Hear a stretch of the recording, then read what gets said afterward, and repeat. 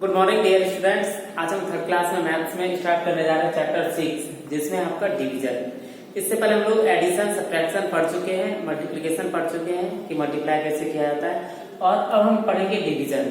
Division का मतलब क्या होता है? Division means to divide and split a number equally. किसी भी नंबर को अगर हमको इक्वल भागों में बांटना होगा तो उसको हम डिवीजन कहते हैं। जैसे आपके पास अगर कोई भी सामान 24 थिंग्स है, कोई भी सामान 24 है और आपको इनको चार हर एक बच्चों में बांटना है, तो ये हम कितने बच्चों में बांट सकते हैं? तो इसके लिए हमको डिवीजन का जरूरत पड़ेगा, डिवाइड करने का। लेकिन आपका हेडिंग तो वैसे आप लिखे हैं अभी relation between multiplication and division, ये अभी हमको बताएंगे। लेकिन उससे पहले हम आपको बताते हैं सब्ट्रैक्शन फैक्ट। आपके पेज नंबर 59 पे दिया हुआ है सब्ट्रैक्शन फैक्ट। तो हम इसको क्या कर सकते हैं? सब्ट्रैक्ट करके भी कर सकते हैं। अगर हम 24 देंगे और 4 करके हम कितने बच्चों में बांट सकते हैं, तो इसको बनाने के लिए हम क्या करेंगे? 24 को पहले हम 4 से माइनस करेंगे। 24 में 4 माइनस करेंगे तो ये क्या होगा? 20। ये क्या है? ये फर्स्ट टाइम हुआ, फर्स्ट एक बच्चों में। फिर 20 माइनस 4 इक्वल टू क्या होगा? 16। ये सेकंड हो गया आपका। और 16 माइनस 4 करेंगे तो क्या होगा? 12।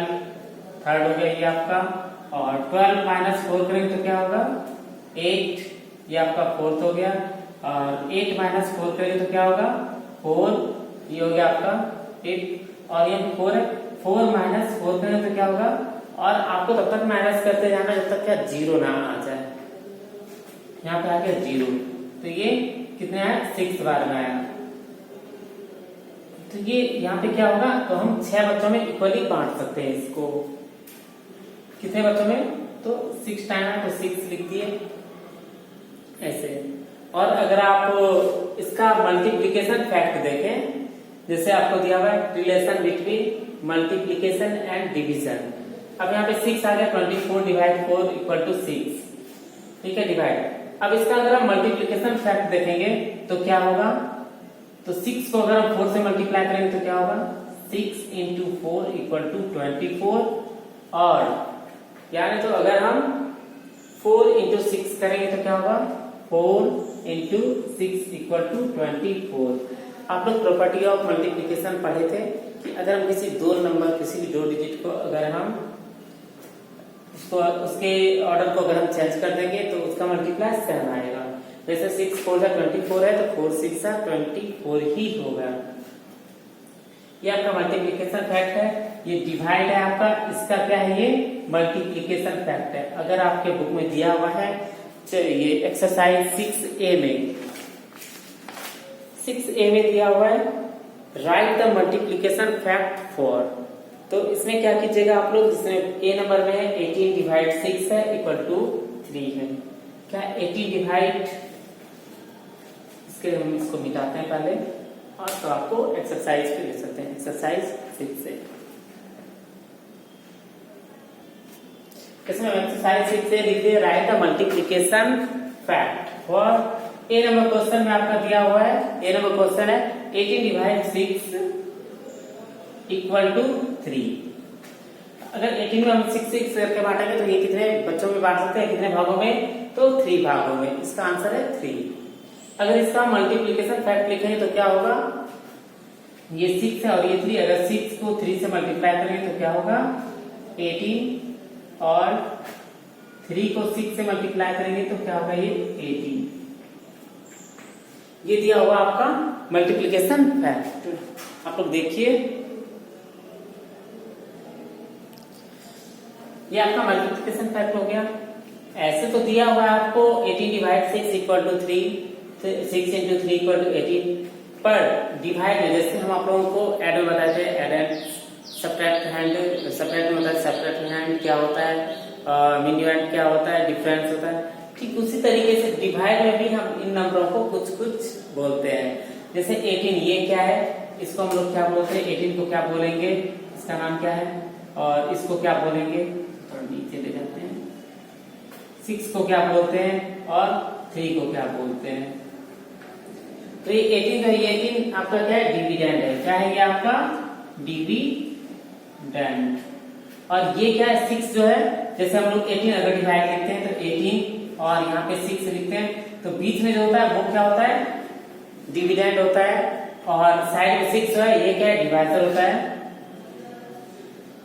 डिवाइजर है आपका। और ये क्या है, क्वोशिएंट है। 3 को क्या बोलते हैं, क्यूटेंट। जैसे 6 3 जा 18 होता है, इसको क्या बोलते हैं, क्यूटेंट बोलते हैं या क्वोशिएंट बोलते हैं।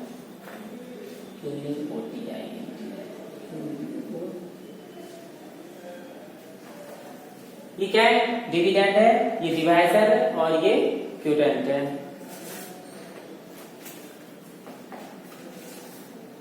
तो जब भी हम मल्टीप्लाई करते हैं इसका डिवीजन फैक्ट का हम मल्टीप्लिकेशन फैक्ट करते हैं, तो ये क्या है आपका, ये आपका डिवाइजर है और ये क्या है, क्यूटेंट है। इन दोनों को मल्टीप्लाई करते हैं तो हमको क्या मिलता है, डिविडेंड मिलता है। या अगर ये पहले डी है और ये क्या है, into Q equal to D. अगर हम डी को पहले लिखे क्यू, या हम क्यू को पहले लिख सकते हैं और डी को बाद में लिख सकते हैं, तो ये हमको ये डिविडेंड मिल सकता है। ये क्वोशिएंट और ये डिवाइजर है और ये डिविडेंड है। तो आप लोग देख सकते हैं इसी तरीके से मल्टीप्लिकेशन फैक्ट होगा। अब मल्टीप्लिकेशन फैक्ट आपको दिया रहेगा, उससे हमको क्या करना है, डिवीजन फैक्ट निकालना है। ये आपका अभी था division fact to multiplication fact. आप लोग जरा देखिएगा, इसे डिविडेंड किसको बोलते हैं, डिवाइजर किसको बोलते हैं और क्यूटेंट किसे कहते हैं। यहाँ पे हम ऐसे लिख दिए हैं 6 18 3। आप लोगों को ऐसे ही पहचान में आएगा। ये क्या है, आप ये बीच वाले को क्या बोलते हैं, जो जिसको हम डिवाइड करते हैं, हो गया डिविडेंड। डिविडेंड ये क्या हो गया आपका, डिवाइजर, और ये आपका हो गया क्यूटेंट।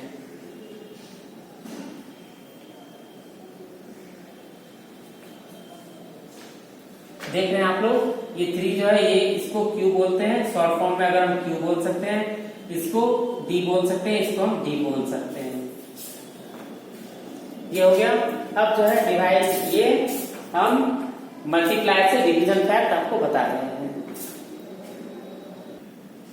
अब आपका next, right the division fact for. जैसे ए नंबर क्वेश्चन, ये क्वेश्चन नंबर आपका 2 है, 6 ए का ही 2 नंबर क्वेश्चन है। इसमें ए नंबर पे दिया 5 into 8 इक्वल टू 40। क्या दिया, 5 into 8 इक्वल टू 40। अब इसमें क्या है, इसमें हम लोग 40 को अगर 5 से डिवाइड करेंगे, अगर हम 40 ये दिया हुआ है, ये क्या है आपका डिविडेंड है। इसमें आपका डिविडेंड कुछ जैसे डिविडेंड है, ये डिविडेंड, और इसमें आपका डिवाइजर और क्यूटेंट कौन है, तो ये आप कुछ भी लिख सकते हैं। जैसे अगर हम 40 को डिवाइड करेंगे 8 से, तो ये क्या हो जाएगा आपका, डिवाइजर हो जाएगा। इस समय 8 आपका क्या है, डिवाइजर है, ये डिविडेंड है,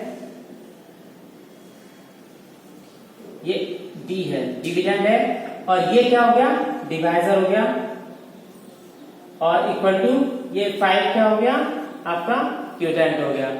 ठीक उसी तरीके से अगर हम इसका भी सेकंड मतलब दिया हुआ क्वेश्चन, मतलब 2 निकालना है आपको, मल्टीप्लिकेशन फैक्ट का जो है 2 डिवीजन फैक्ट, और हम लोग ये जानते हैं कि एक जो है मल्टीप्लिकेशन फैक्ट दिया हुआ है, इसका 2 ही डिवीजन फैक्ट निकलेगा, 3 नहीं हो सकता है, और किसी का 1 भी नहीं हो सकता है। जब भी होगा तो 2 होगा।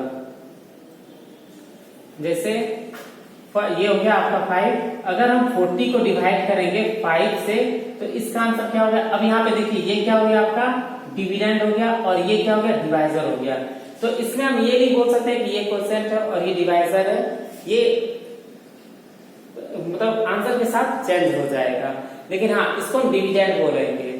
जैसे हम 40 में डिवाइड किए 5 से, तो 5 यहाँ पे क्या हो गया आपका, डिवाइजर हो गया, और 8 क्या हो गया आपका, क्यूटेंट हो गया। ये 8 और ये डी लिखे, डिवाइजर, और वो क्या हो गया, क्वोशिएंट बन गया, क्यूटेंट। तो ये आपका है क्वेश्चन नंबर 1 और 2। इसको आप लोगों को कॉपी में करना है। आज का यही होमवर्क है। Thank you.